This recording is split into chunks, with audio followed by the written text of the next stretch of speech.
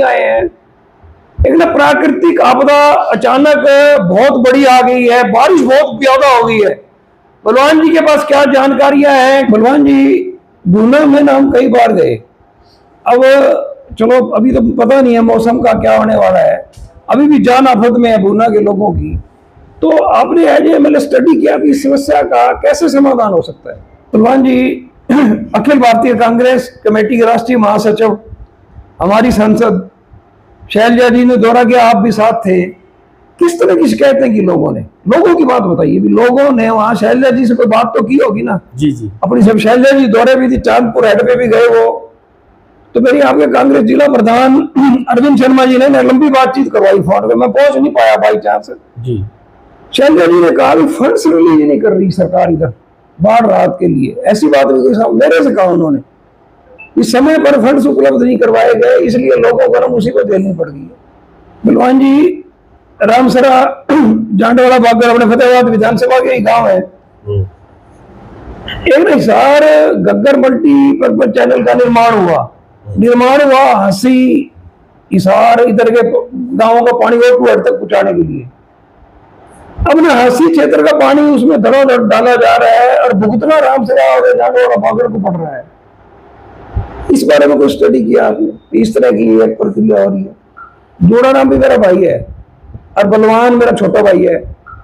प्रहलाद जी भी मेरे परम मित्र हैं, बड़ा स्नेह करते हैं। और नायब सिंह सैनी को भी मैं पसंद करता हूँ। आपको बेशक एतराज हो तो मेरे को कोई, मेरी सेहत में कोई असर नहीं।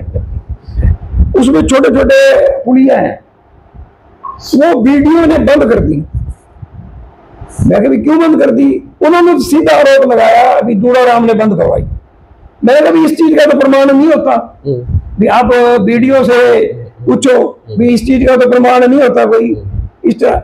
ये एक बात है, ये आई, ये तो होगी। चलो अभी उन्होंने कहा हमने बलवान को वोट दिया। फिर हम गए बड़ोपल कुमारिया रोड के ऊपर, बड़ोपल कुमारिया रोड के ऊपर हम गए तो वहां ना जिन लोगों ने भाजपा को वोट किए वो हमारी भी बंद करा दी नालियां। तो क्या आप इस बारे में कोई संज्ञान लेंगे, जांच करने की कोशिश करेंगे भी ये क्यों लोगों के रजवाए बंद करके? क्योंकि ढाणियों में तो बहुत सारे लोग रहते हैं। ये बलवान जी अंतिम प्रश्न है।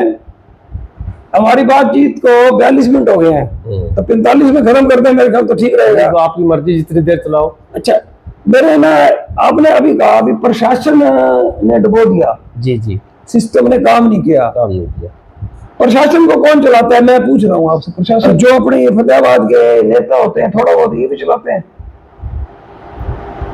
अगर कोई अधिकारी इस तरह की आपदा के अंदर छुट भैया नेताओं के पर। बलवान जी, आपने भी देखे होंगे, मैंने ना कोई 2-4 ही फोटो देखे भाजपा के नेता कहीं निरीक्षण के नाम पे फोटो कैमरे की तरफ ज्यादा देख रहे हैं। हम तो समझते हैं क्योंकि हम खींचने वाले हैं ना जी, तो कहीं नजर ही नहीं आ रहे भाजपा के लोग कहीं मदद करने जाके लोगों की, या वो ये इसलिए नहीं मदद कर रहे कि कांग्रेस को वोट दिए थे भुगतो। मुख्यमंत्री से भी आप मिलते हैं, मेरे क्षेत्र की समस्याओं को लेकर मिलते हैं। मुख्यमंत्री पूरे। एक बात ये आई, आपने कोई पोस्ट भी डाली डिप्टी कमिश्नर मनदीप कौर के को लेके, क्या आपने मुख्यमंत्री की भी जानकारी में लाया अभी वहां प्रशासन ठीक काम नहीं कर रहा? ऐसा कुछ आपने मुख्यमंत्री को बताया? नमस्कार साथियों, मैं हूं सुनील सचदेवा, आप देख रहे हैं हरियाणा जनादेश टाइम्स। फतेहाबाद के कांग्रेस विधायक बलवान सिंह दौलतपुरिया ठीक आपके सामने हैं। इस वीडियो को जो भी देख रहा है, बलवान सिंह दौलतपुरिया सामने हैं। उनके साथ है कांग्रेस के वरिष्ठ नेता डॉक्टर मुख्तार सिंह सदर। बहुत पुराना परिचय है डॉक्टर सदर से, ज्वार चौक के जमाने से बड़ा प्रेम प्यार है, आज तक कायम है। साथ बैठे हैं मेरे परम आदरणीय बड़े भाई जुगला टुटेजा जी के बेटे दीपू टुटेजा। आज हम ना बलवान जी से कोई राजनीतिक बातचीत करने के लिए नहीं आए हैं। एक ना प्राकृतिक आपदा अचानक बहुत बड़ी आ गई है, बारिश बहुत ज्यादा हो गई है। बलवान जी के पास क्या जानकारियां हैं, क्या किस तरह की राहत चल रही है, इसके बारे में जानने की कोशिश करेंगे। बलवान जी, हरियाणा जनादेश टाइम्स पर आपका स्वागत है। धन्यवाद। बलवान जी, फतेहाबाद विधानसभा क्षेत्र के बूना कहें, बहुत सारे गांव कहें, एक ना क्रिटिकल पोजीशन में है। गुना में एक बहुत बड़ी मुसीबत 2022 में आई, तब आप विधायक नहीं थे। अब गुना में एक बहुत बड़ी मुसीबत आई तो आप विधायक थे, शायद उतनी मुसीबत अब की बार नहीं आई। तो ये बार बार क्यों हो रहा है? सरकारें विकास के दावे कर रही हैं, करोड़ों रुपए खर्च हो रहे हैं, ऐसा क्यों हो रहा है? स्टार्टिंग में आपने जो कहा था कि प्राकृतिक आपदा आई है, तो मैं सदेवा साहब आपको बताना चाहूँ ये प्राकृतिक आपदा नहीं है, ये प्रशासनिक आपदा है। प्रशासन अगर रेनी सीजन से पहले अपनी तैयारियां करता तो आज फतेहाबाद जिला पानी पानी नहीं होता। लेकिन फतेहाबाद के प्रशासनिक अधिकारियों ने सिर्फ ड्रेनेज व्यवस्था के नाम पे, सीवर व्यवस्था के नाम पे, रिचार्ज बोरों को ठीक करने के नाम पे भ्रष्टाचार फैलाने का काम किया था। ग्रास रूट पे कहीं भी इनका काम दिखाई नहीं दे रहा था।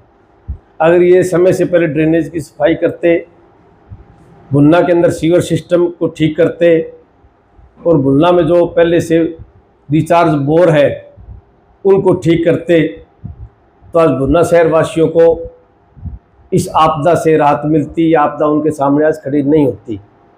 सबसे ज़्यादा फेल्योर माज फतेहाबाद के प्रशासनिक अधिकारियों को मानता हूँ। बलवान जी, गुना में ना हम कई बार गए।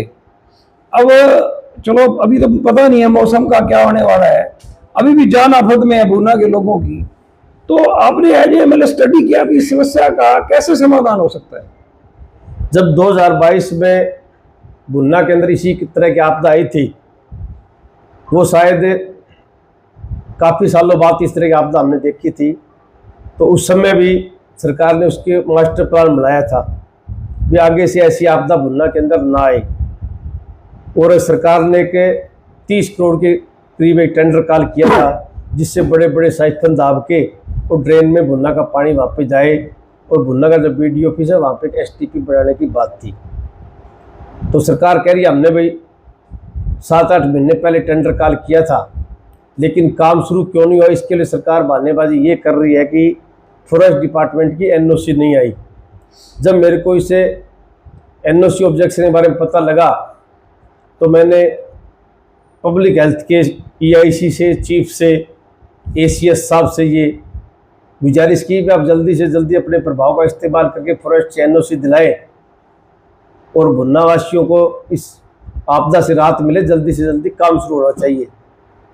तो उसके बाद उन्होंने अपने प्रभाव का इस्तेमाल किया। अब अधिकारी कह रहे हैं हमारे को उसकी NOC मिल गई, लेकिन उससे पहले जो बुन्ना वासियों को नुकसान होना था वो हो चुका है। अब भी अगर सरकार इस पे तत्परता से काम करे, ईमानदारी से काम करे, जो प्रोजेक्ट है उसको समय सीमा के अंदर पूरा करे, ताकि फिर आने वाली इस तरह की आपदा से हम बच सके। और इसका परमानेंट इलाज ये है कि इसका बुन्ना का बाईपास बनना चाहिए, रिंग बांध बनना चाहिए, क्योंकि भौगोलिक दृष्टि से बुन्ना दूसरे क्षेत्रों से थोड़ा नीचा पड़ता है और कुदरत का स्वभाव है कि पानी निमाड़ की तरफ चलता है। तो उसको रोकने के लिए बुन्ना के अंदर रिंग बांध होने चाहिए और बुन्ना में जितना पानी आए वो जो साइफन का टेंडर कॉल कर रखे है वो समय सीमा अवधि में उसको पूरा करना चाहिए। बलवान जी, अखिल भारतीय कांग्रेस कमेटी के राष्ट्रीय महासचिव हमारी सांसद शैलजा जी ने दौरा किया, आप भी साथ थे। किस तरह की शिकायतें की लोगों ने? लोगों की बात बताइए भी। लोगों ने वहाँ शैलजा जी से कोई बात तो की होगी ना? जी जी। अपनी समस्याएं किसानों ने बताई होगी, प्रशासन किस तरह की बातें की लोगों ने? बुन्ना के सभी MC साहिबान और चेयरमैन प्रतिनिधि भाई पंकज पसरीजा जी ने बहन शैलजा जी से सारी बातें खुलकर बताई थी। वो लोग रेनी सीजन से पहले फतेहाबाद के तत्कालीन उपायुक्त से मिले थे कि हमारे बुन्ना के अंदर इस तरह की आपदा आ सकती है, लेकिन उनकी कहीं कोई सुनवाई नहीं हुई। और जब बुन्ना पानी पानी हो गया था फिर भी उन्होंने कहा था कि हमें आप सिस्टम दइए, सामान दइए, हम पानी निकासी का कोई प्रबंध करें। लेकिन बुन्ना वासियों की प्रशासन ने कहीं कोई सुनवाई नहीं की।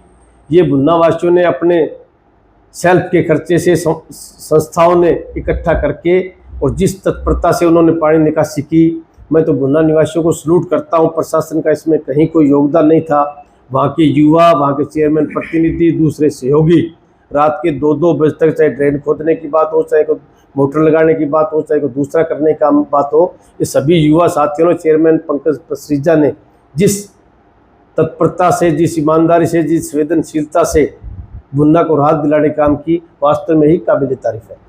बलवान जी, जब शैलजा जी दौरे भी थी, चांदपुर हेड पे भी गए वो, तो मेरी आपके कांग्रेस जिला प्रधान अरविंद शर्मा जी ने लंबी बातचीत करवाई फोन पे, मैं पहुंच नहीं पाया बाई चांस जी। शैलजा जी ने कहा कि फंड्स रिलीज नहीं कर रही सरकार इधर बाढ़ राहत के लिए, ऐसी बात भी कोई मेरे से कहा उन्होंने, इस समय पर फंड्स उपलब्ध नहीं करवाए गए, इसलिए लोगों को मुसीबत झेलनी पड़ गई है। फंड्स की तो कहीं ना कहीं फतेहा नहीं, पूरे हरियाणा में ये कमी खली है। आज 40% हरियाणा पानी पानी है और सरकार को ये भी समझ नहीं आ रही कि इस पानी को हम कहाँ से निकालें। सरकार को मैंने सुझाव भी दिया था कि इसके लिए आप मास्टर प्लान बनाएं, नहीं तो ये हर साल का ये काम होगा कि रेनी सीजन के अंदर इतनी बारिश तो हो ही जाती है। मैं नहीं समझता कि इस बार कुछ ज़्यादा बारिश हो, जितनी बारिश होती है रेनी सीजन में उतनी बारिश हुई है, लेकिन ये प्रशासनिक अधिकारियों की नालायकी की वजह से आज हरियाणा 40% पानी पानी हो रहा है। तो फंड रिलीज के नाम पे तो हमेशा लोगों को गुमराह करने का प्रयास करते हैं। ये अपने IT सेल के माध्यम से, गोदी मीडिया के माध्यम से आम जनमानस के दिमाग में ये भेजने का काम करते हैं कि हमने पता नहीं कितना फंड रिलीज कर दिया, लेकिन जब देने की बात आती है तो खाली जेब दिखाने का काम करते हैं। अगर सरकार समय पे फंड रिलीज करे और उसके सदुपयोग की समय समय पे प्रोग्रेस रिपोर्ट पूछती रहे तो आज इस आपदा से छुटकारा मिल सकता था। बलवान जी, रामसरा जांडवाड़ा बागर अपने फतेहाबाद विधानसभा के ही गांव है। एक हिसार गग्गर मल्टीपर्पज चैनल का निर्माण हुआ हंसी हिसार इधर के गांवों का पानी और तक पहुंचाने के लिए। अब ना हंसी क्षेत्र का पानी उसमें धड़ोधड़ डाला जा रहा है और भुगतना रामसरा और जांडवाड़ा बागर को पड़ रहा है। इस बारे में कोई स्टडी किया आपने? इस तरह की एक प्रक्रिया हो रही है, वहां से अनलिमिटेड पानी छोड़ा जा रहा है इसमें। बड़ा अच्छा प्रश्न पूछा आपने। ये मेरे संज्ञान में था और जब हमारा विधानसभा का पहला सत्र था उसी समय मैंने कहा था कि इस ड्रेनेज का आप कोई परमानेंट इलाज करें। स्कीम बहुत अच्छी है, स्कीम में कोई किंतु परंतु नहीं है, क्योंकि आंसी साइड का पानी निकालने के बाद हमारे पास कोई स्टोरेज सिस्टम नहीं है, सिर्फ ये O2 पे हम पानी स्टोर कर सकते हैं। और जिस भी तत्कालीन सरकार ने ड्रेनेज बनाई, अच्छी स्कीम थी, लेकिन सरकार को इसके अंदर सुधार करना चाहिए। मैंने मुख्यमंत्री जी को कहा था कि आप आंसी से लेके O2 तक इसको आप RCC बना दीजिए, ताकि वहाँ से जितना पानी डालें वो स्पीड से जाके O2 के अंदर स्टोर हो जाए। अगर वहाँ पे ज़्यादा पानी होगा तो हमारे पास सिस्टम है, हम पानी आगे हनुमानगढ़ गंगानगर तक वो पानी जा सकता है। लेकिन सरकार उधर से तो पानी डाल रही है, यहाँ पे कोई लाइनिंग पक्की करने का या कोई दूसरी और सुविधा देने का लोगों को कोई प्रयास नहीं है। आज इस हिसार घग्गर ड्रेन की वजह से 25 गाँव तो भट्टू ब्लॉक के और लगभग 30 गाँव नाथुसरी चोपटा ब्लॉक के, अगर सरकार ने आज भी कोई ध्यान नहीं दिया तो 55 गाँव आने वाले 2-4 सालों में पलायन करने को मजबूर हो जाएंगे। और सरकार को तत्काल इसकी तरफ ध्यान देना चाहिए। हज़ारों एकड़ भूमि को बंजर होने से बचाने के लिए, इसको सेम से मुक्त करने के लिए इनको मास्टर प्लान बनाना चाहिए कि यहाँ पे किस तरह से इस भूमि को हम सेम से मुक्त कर सकते हैं। लेकिन जिस तरह से सरकार की कार्य प्रणाली है, मुझे नहीं लगता कि सेम से मुक्त करने का इनका कोई मास्टर प्लान है, कोई इच्छा शक्ति है। बलवान जी, जैसे कि प्रिंट मीडिया आप तो सालों से जानते हो, बड़े अखबारों से भी संबंध रहा, सांध्य दैनिक का प्रकाशन भी करता हूँ। अब सोशल मीडिया बहुत पॉपुलर है हरियाणा जनादेश टाइम से। मेरे को ना एक विनोद विश्नोई का फोन आया जी कि जी आपने चलते चलते एक वीडियो शूट किया है, वो हमारी ढाणी है। हमारी एक ढाणी नहीं है, 20 और ढाणियां हैं जिनमें गोडे गोडे पानी है, पशुओं में पानी है और नवोदय विद्यालय से पहले है। मैं भगवान जी अगले दिन गया उनके बुलावे के ऊपर, उन्होंने मेरे से लगातार संपर्क किया। वो बोले जी हमारे, जो मेरे को विनोद विश्नोई बोले जी हमारे राम प्रताप विश्नोई तो हमारे थे दादा, उसके 4 बेटे और आगे बहुत बड़ा परिवार है। उन्होंने एक बड़ी मेरे को, मैं तो बाई चांस गया हूँ, मैं प्लांटेड नहीं हूँ, जोड़ा नाम भी मेरा भाई है और बलवान मेरा छोटा भाई है, प्रहलाद जी भी मेरे परम मित्र हैं, बड़ा स्नेह करते हैं और नायब सिंह सैनी को भी मैं पसंद करता हूँ। आपको बेशक एतराज हो तो मेरे को कोई, मेरी सेहत में कोई असर नहीं आपको तो। लेकिन मैंने क्या देखा, मैं जो बात कहना चाहता हूँ उसी संदर्भ में मैंने एक भूमिका बांधी है। बहुत इंटेलिजेंट एक उनकी पुत्र वधू आई, पढ़ी लिखी, इतनी सभ्य कि मेरे को ये लगा हमारे पंजाबियों में ही नहीं है शायद ऐसी बहू सभ्य। सर जी ऐसा लगा, उसे मतलब 30 साल की होगी वो। उसने बड़ी व्यथा के तौर पे बात बताई, सारी चीजें बताई। मैंने उससे एक क्रॉस क्वेश्चन किया, क्योंकि मैं अचानक गया हुआ था, प्लांटेड तो वो कर ही नहीं सकते हम, क्वेश्चन पता नहीं क्या पूछ ले कोई। जब मैंने कहा भी आपके लेडीज कहाँ है, कोई बुजुर्ग लेडीज से मिलाओ, तो प्लांटेड तो था नहीं, लेडीज को सामने ला भी नहीं रहे थे वो जब तक हम बातचीत कर रहे थे। तो वो ना 30-32 साल की एक हमारी छोटी बेटी, मेरी तो बेटी जैसी, वो सामने आई, वो बोले जी हमने बलवान को वोट दिए, बलवान हमारे पास आया भी, लेकिन अब जो हमारे मुसीबत खड़ी हुई है ना, तो हम बलवान को अब बुलाएंगे। उन्होंने क्या बताया, राम प्रताप बिश्नोई की, मतलब आप ये देखो कि बेटे की पुत्र वधू ने, उसने ये बताया कि हमारे ना यहाँ एक सड़क है पास, उसमें छोटे छोटे पुलिया हैं, वो वीडियो ने बंद कर दी। मैं कभी क्यों बंद कर दी? उन्होंने सीधा आरोप लगाया अभी दूड़ा राम ने बंद करवाई। मैंने कभी इस चीज का तो प्रमाण नहीं होता भी आप वीडियो से पूछो भी, इस चीज का तो प्रमाण नहीं होता कोई इस तरह। ये एक बात है, ये आई, ये तो होगी, चलो अभी उन्होंने कहा हमने बलवान को वोट दिया। फिर हम गए बड़ोपल कुमारिया रोड के ऊपर, बड़ोपल कुमारिया रोड के ऊपर हम गए, तो वहां ना जिन लोगों ने भाजपा को वोट किए वो हमारी भी बंद करा दी नालियां। तो क्या आप इस बारे में कोई संज्ञान लेंगे, जांच करने की कोशिश करेंगे भी ये क्यों लोगों के रजवाए बंद करके, क्योंकि ढाणियों में तो बहुत सारे लोग रहते हैं। ये मेरे सामने एक बात आई जो मैं आपकी जानकारी में लाना भी चाहता हूँ, आपके विचार भी चाहता हूँ इस संदर्भ में। इस तरह की कोई मामला था तो मेरे संज्ञान में तो नहीं है अभी तक भी कोई मोगे बंद करने से हमारे डाणी को डुबो दी गई हो। लेकिन कहीं न कहीं दबी जबान में लोग कहते हैं कि इंटेंशनली, दुर्भावना से हमारे खेत डुबोने के लिए, डाणियाँ डुबोने के लिए कुछ जगह मोगे बंद कर दिए गए थे। लेकिन जिस तरह से आप एक व्यक्ति विशेष पर आरोप लगा रहे हो कि उसकी कार्यप्रणाली की वजह से ये मोगे बंद हुए हैं, तो राजनीति तो चलती रहती है, राजनीति करने के लिए प्लेटफॉर्म और बहुत है। इस समय हम सबको दलगत राजनीति से ऊपर उठ के किस तरह से आम जनमानस को हम राहत दिला सकते हैं, काम हमें इस पे करना चाहिए। अगर कोई इसमें भी राजनीति करता है तो वो संकीर्ण सोच का व्यक्ति हो सकता है, बड़े दिमाग का, बड़े दिल का व्यक्ति इस समय राजनीतिक सोच नहीं, भाईचारे से सभी को इस रात से दिलाने का प्रयास करेगा। लेकिन जिस तरह से आप उस बिटिया का नाम ले रहे हो, मैं भी उनकी ढाणी में गया हूँ, वो हमारे खारा खेड़ी में सुशील सिंह की धर्मपत्नी है या उनके परिवार में है, लड़की बड़ी अच्छी पढ़ी लिखी है, जागरूक लड़की है। तो वहाँ पे मोटर चल रही है, लेकिन आगे बोडा साइड में बता रहे थे वहाँ पे थोड़ी प्रॉब्लम आ गई थी, लेकिन शायद अब वो प्रॉब्लम हल हो रही है, पानी उनका धीरे धीरे अब निकासी की तरफ है। बलवान जी अंतिम प्रश्न है, हमारी बातचीत को 42 मिनट हो गए हैं, तो 45 में खत्म करते हैं, मेरे ख्याल तो ठीक रहेगा। तो आपकी मर्जी, जितनी देर चलाओ। अच्छा, मेरे ना आपने अभी कहा अभी प्रशासन ने डुबो दिया, जी जी, सिस्टम ने काम नहीं किया। प्रशासन को कौन चलाता है, मैं पूछ रहा हूँ आपसे, प्रशासन को कौन चलाता है? प्रशासन को जिले के अंदर तो डिप्टी कमिश्नर चलाता है और पूरे प्रदेश में चीफ सेक्रेटरी चलाता है और पूरे प्रदेश को मुख्यमंत्री चलाता है। अगर घुड़सवार अच्छा होगा तो घोड़ा लाइन पे चलेगा, अगर घुड़सवार में दम नहीं होगा तो घोड़ा नहीं चलेगा।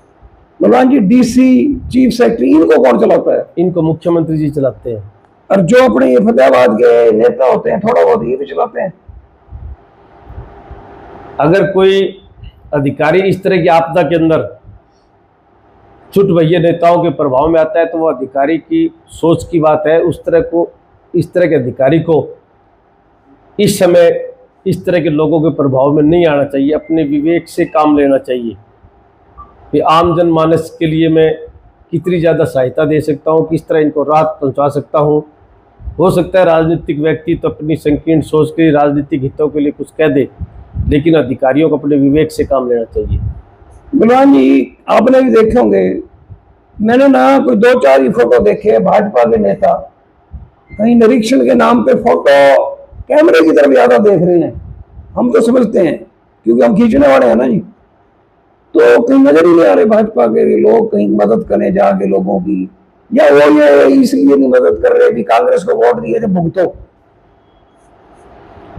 मैं तो उन साथियों को कहना चाहूंगा कि इस आपदा के अंदर उनको जाना चाहिए, क्योंकि वो सत्ता पक्ष के पदाधिकारी है। उनके जाने से प्रशासन भी कहीं न कहीं चुस्त और दुरुस्त होता है। जब विपक्ष के साथी जाते हैं तो प्रशासन के भी कान खड़े होते हैं। जो सत्ता पक्ष के जाएंगे तो स्वाभाविक है प्रशासन भी सोचने पे मजबूर होगा।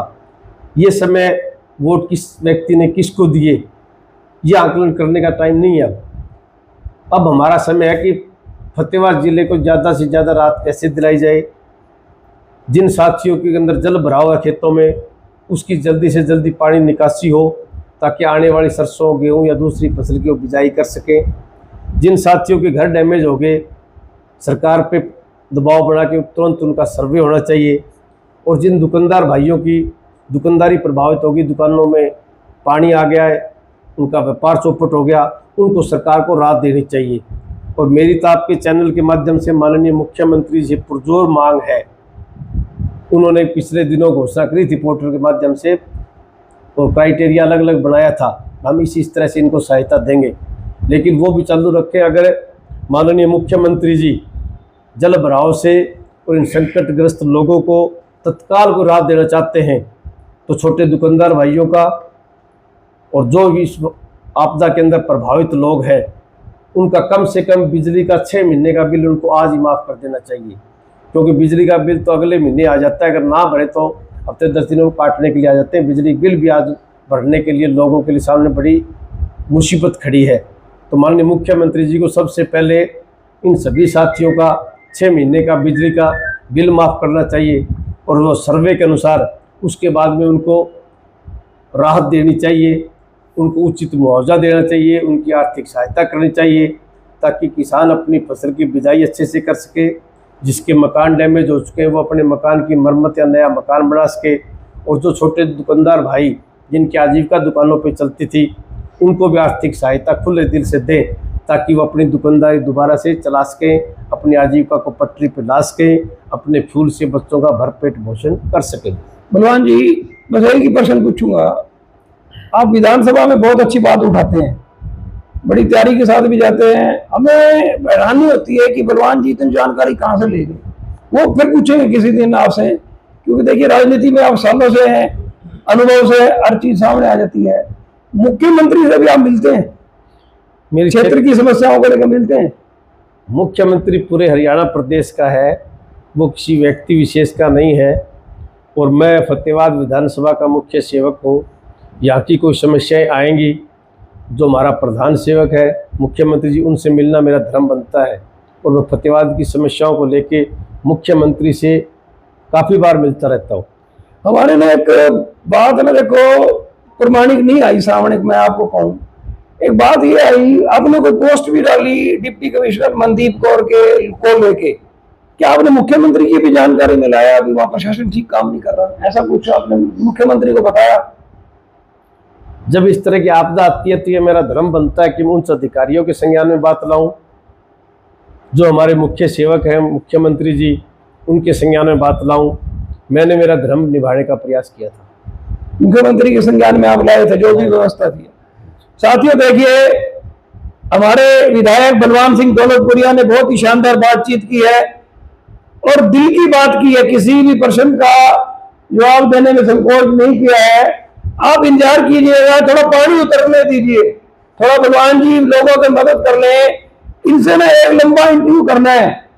ये पीटी बजनी थी, वो बजी कि नहीं बजी, किसकी बजी किसकी नहीं बजी, वो भी हम बातें बहुत सारी करेंगे। मेरे छोटे भाई हैं, मेरी बात का बुरा नहीं मानते और मेरे को ये भी कहने में संकोच नहीं करते कि सदैवा जी थोड़ा ज्यादा चंडीगढ़ में बयान दिया है, थोड़ा कम दे रहा था, तो मेरे को अच्छा लगता है। देखिए, कोई शुभचिंतक ही आपसे ऐसी बात कर सकता है कि भी आपका मेरे बारे में कुछ अच्छा सोचते हैं ना, तभी तो इन्होंने कहा आधा कह लेना था, आधा छोड़ देना था। उन्होंने जी आपका बहुत बहुत धन्यवाद। मैं भी आपके सभी दर्शक साथियों का तहे दिल से आभार व्यक्त करता हूं और सभी साथियों से विनती निवेदन और गुजारिश करता हूं इस आपदा की घड़ी में सभी साथियों को मिलजुल के आम जन मानस को हम राहत दिलाने में कंधा से कंधा मिला के हम इस तरह। धन्यवाद। Thank you.